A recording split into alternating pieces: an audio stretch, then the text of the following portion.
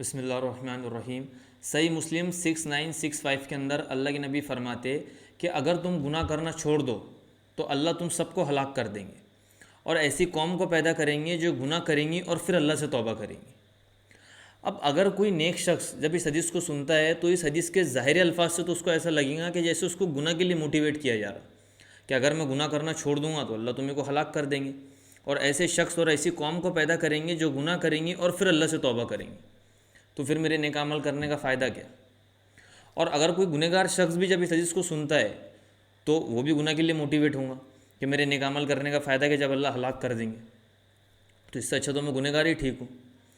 تو یہ حدیث کا یہ مطلب بالکل بھی نہیں ہے جو آج لوگ لے رہے ہیں، کیونکہ کافی سارے لوگوں سے میں نے یہ سنا مطلب جو یہ حدیث کا یہ مطلب لے رہے ہوتے، آج بھی ایسے لوگ ہیں۔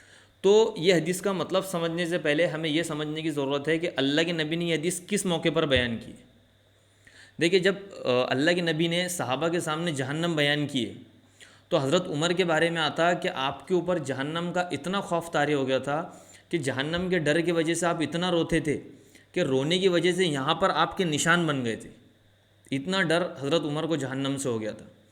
اور حضرت ابوبکر صدیق رضی اللہ تعالیٰ عنہ کے بارے میں آتا کہ آپ گھاس کا تنکا پکڑ کر کہتے کہ کاش میں گھاس کا تنکا ہوتا کہ مجھ سے حساب کتاب نہ ہوتا، اتنا ڈر حضرت ابوبکر کو تھا حساب کتاب کا۔ اور یہاں تک حضرت ابوبکر کا کہنا تھا کہ اللہ اگر قیامت کے دن یہ اناؤنسمنٹ کر دے کہ میں نے دنیا کے سارے انسانوں کی مغفرت کر دی سوائے ایک کے، تو اس وقت بھی میں سوچوں گا کہ شاید ہو سکتا وہ ایک شخص میں ہوں۔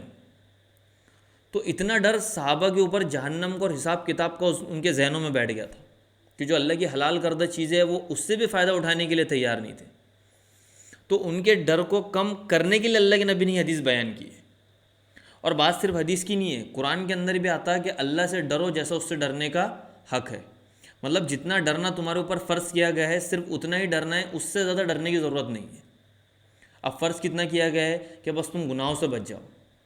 یہاں تک اللہ کے نبی نے دعا مانگی کہ اے اللہ ہمیں تیرا اتنا خوف عطا فرما کہ جو ہمارے اور گناہوں کے درمیان آڑ بن جائے، کیونکہ اس سے زیادہ ڈر کی ضرورت نہیں ہے، کیونکہ اگر اس سے زیادہ ڈر پیدا ہو گیا تو پھر جو اللہ کی حلال کردہ چیزیں ہیں جو کہ اللہ کی نعمت ہے تو تم اس سے بھی فائدہ نہیں اٹھا سکتے۔ لیکن صحابہ کا ڈر اتنا بڑھ گیا تھا کہ جو اللہ نے آلریڈی چیزیں ہمارے لیے الاؤ کر دیے وہ اس سے بھی فائدہ اٹھانے کے لیے تیار نہیں تھے۔ تو یہ حدیث پہ میرا بات کرنے کا مقصد ہی یہ تھا کہ یہ حدیث ہم لوگوں کے لیے بالکل بھی نہیں ہے، یہ حدیث صحابہ کے لیے تھی۔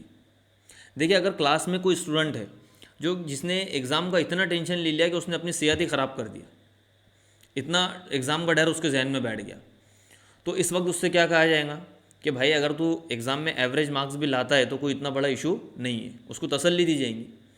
لیکن اگر کوئی اسٹوڈنٹ ہے جو کہ ایگزام کا بالکل ہی ٹینشن نہیں لے رہا، اسے کوئی لینا دینا نہیں، تو اس وقت اس سے کیا کہا جائے گا کہ اگر تو پاس نہیں ہوا تو کتے کی طرح مار کھائیں گا۔ تو جو کتے والی مثال ہے وہ ہم لوگوں کے لیے، کیونکہ ہم لوگ آخرت کا بالکل بھی ٹینشن نہیں لے رہے۔ کیا ہے ہم لوگوں کے لیے قرآن کے اندر اللہ نے ایک لائن مینشن کی ہے، تمتع، مطلب مزے اڑاؤ، مطلب جتنی عیاشی جتنی میری نافرمانی تم دنیا میں رہ کے کر سکتے کرو، تمہیں کوئی روکے گا نہیں۔ لیکن اسی کے آگے اللہ کہتے کہ مزے اڑاؤ لیکن آنا تمہیں جہنم کے حق کی طرف ہے۔ تو یہ آیت ہم جیسے نالائق بندوں کے لیے ہے اور وہ حدیث صرف صحابہ کے لیے تھی۔ تو ایک یہ بھی بہت بڑا ریزن ہے کہ علماء بہت ساری حدیثیں کیمرے پر یا پبلک کے سامنے بیان نہیں کرتے، کیونکہ ان کو پتہ ہے کہ لوگ اس کا غلط مطلب لے سکتے۔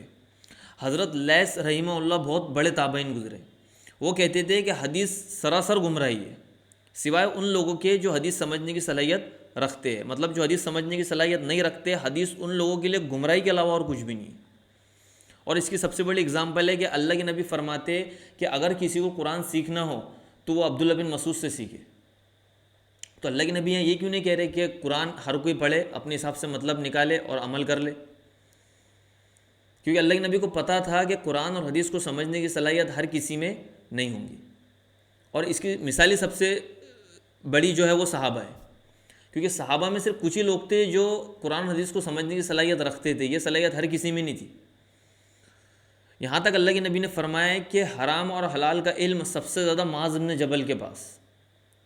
اب آپ دیکھو اس حدیث کے اندر اللہ کے نبی خود اشارتاً کہہ رہے ہیں کہ اگر کسی کو حرام اور حلال سے ریلیٹڈ کوئی مسئلہ پوچھنا ہے تو وہ معاذ بن جبل سے پوچھے، جبکہ اس وقت تو ہر کسی کے پاس قرآن اور حدیث تھا اور وہ لوگ عربی جانتی بھی تھے۔ تو تو اللہ کے نبی یہ کیوں نہیں کہہ رہے کہ قرآن ہر کوئی پڑھے، اپنے حساب سے مسئلہ نکالے اور عمل کر لے؟ دیکھیے اگر کسی کی گاڑی خراب ہوتی ہے تو وہ کسی ڈاکٹر کے پاس نہیں جائے گا، کوئی اگر بیمار ہوتا ہے تو وہ کسی میکینک کے پاس نہیں جائے گا، ظاہر سی بات ہے وہ ڈاکٹر کے پاس جائے گا، کیونکہ ہر کسی کی فیلڈ ہوتی نا۔ تو ویسے ہی اگر ہمیں قرآن اور حدیث کو سمجھنا ہے تو اس کے لیے ہم علماء کے محتاج ہیں۔ اسلام سے ریلیٹڈ جو بھی چیزیں ہوں گی وہ ہمیں علماء بتائیں گے، نہ کہ انجینئر۔ دیکھیے انشاءاللہ ایک لاسٹ حدیث سے بات سمجھ میں آئیں گی۔ معاذ ابن جبل کہتے ہیں کہ مجھ سے اللہ کے نبی نے فرمایا کہ جو کوئی لا الہ الا اللہ محمد رسول اللہ کی گواہی دے گا، اللہ اس کے اوپر جہنم کی آگ کو حرام کر دیں گے۔ تو معاذ ابن جبل نے کہا کہ یا رسول اللہ میں اس کی اطلاع لوگوں کو نہ دے دوں، لوگ خوش ہو جائیں گے۔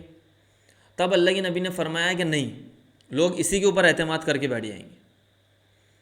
اب یہاں سوچنے والی بات یہ ہے کہ اللہ کے نبی خود اپنی حدیث سنانے سے لوگوں کو منع کر رہے ہیں، کیوں؟ کیونکہ ہو سکتا ہے کہ لوگ اس کا غلط مطلب لے لیں۔